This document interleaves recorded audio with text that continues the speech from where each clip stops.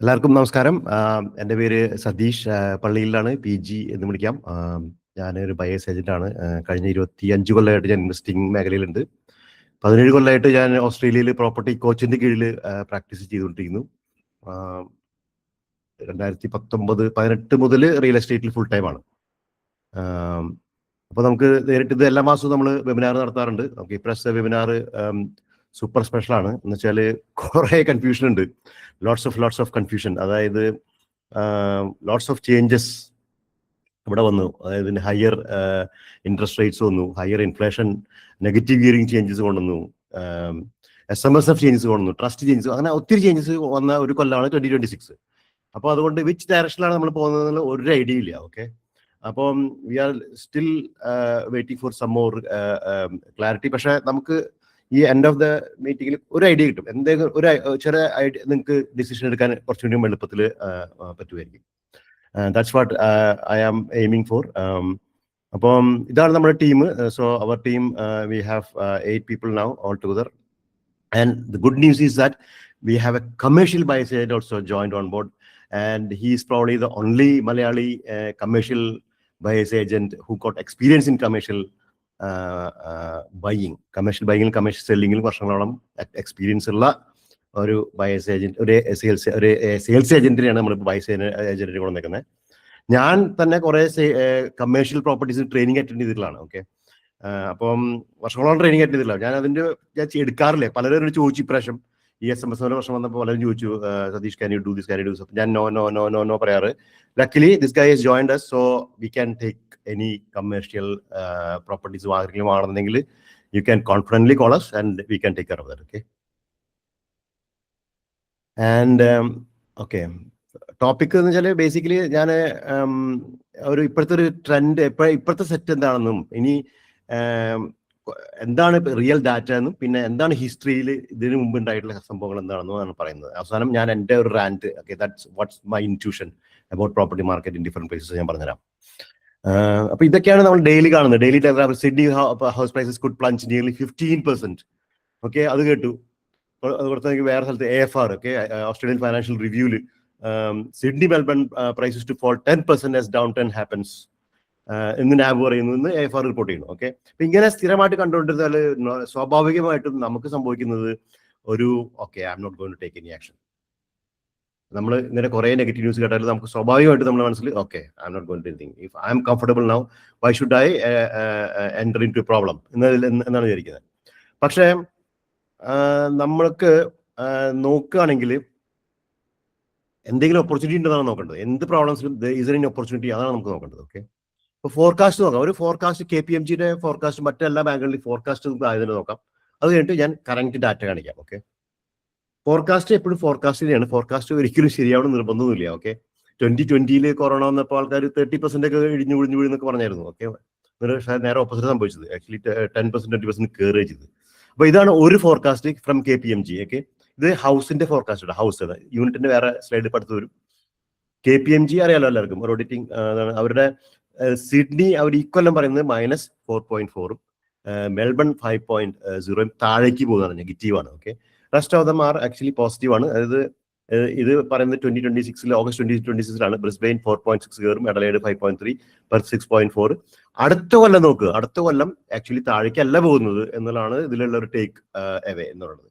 ഈ സ്ലൈഡിലെ biggest take away എന്ന് പറയുന്നത് ഈ കൊല്ലം താഴെ പോകുന്നു പറഞ്ഞ സിഡ്നി മെൽബൺ അടക്കം അടുത്ത കൊല്ലം കയറും എന്നാണ് KPMGയുടെ നിഗമനം. ഓക്കെ, ഇതെല്ലാം പ്രഡിക്ഷൻസ് ആണ്. ഓക്കെ, ഇതൊക്കെ നിങ്ങൾക്ക് KPMG പ്രഡിക്ഷൻ പ്രോപ്പർട്ടി 2026 അടിച്ചാൽ ഗൂഗിളിൽ നിങ്ങൾക്ക് കിട്ടും, ഡീറ്റെയിൽ ആയിട്ട് കിട്ടും. ഓക്കെ, ഇതിലുണ്ട്, എൻ്റെ അടുത്തുണ്ട്. പക്ഷെ അത് നിങ്ങൾ നേരിട്ടടിച്ച് കിട്ടും കുറെയൊക്കെ.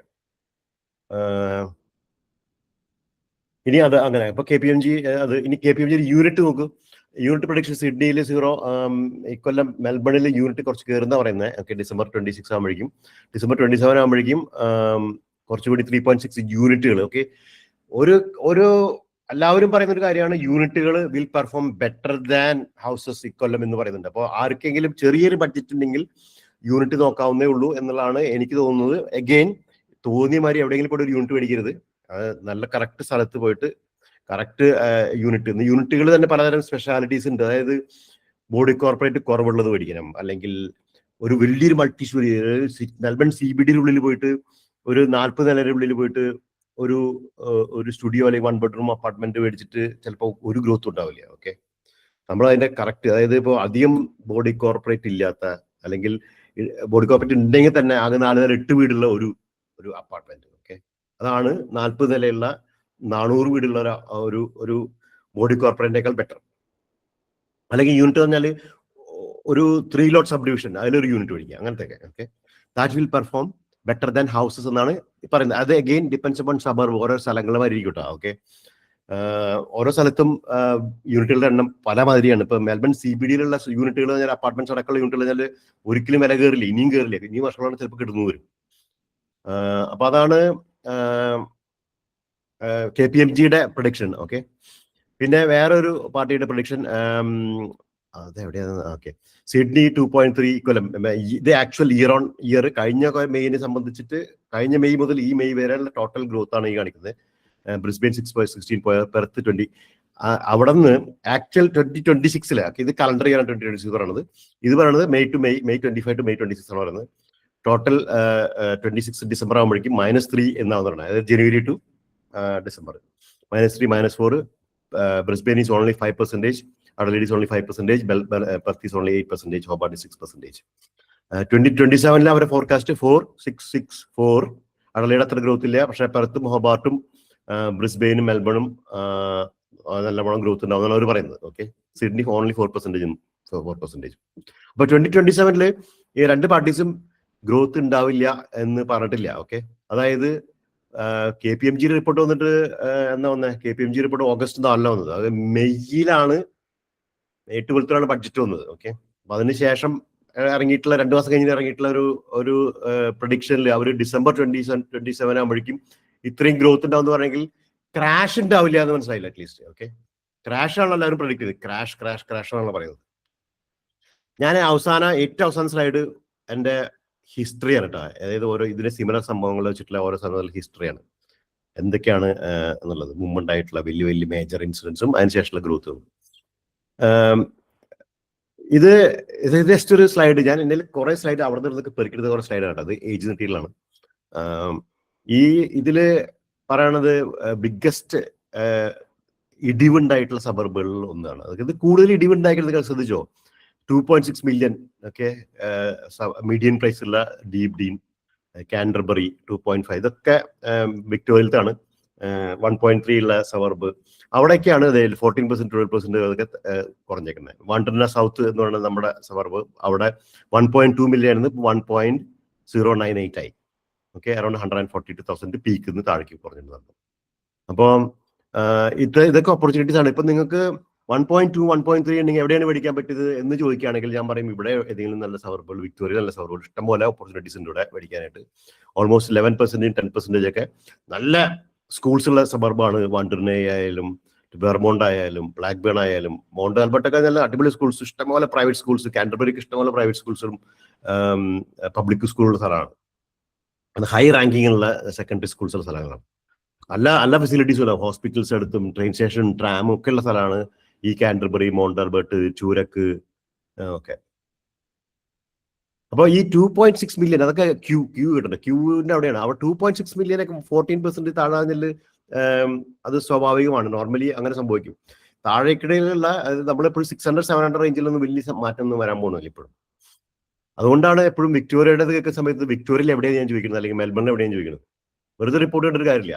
ഇത് ഏൻസന്റെ ഫോർകാസ്റ്റ് സിഡ്നി ഏകദേശം താഴേക്ക്, അതായത് പീക്ക് എന്നാണ് കേട്ടത്.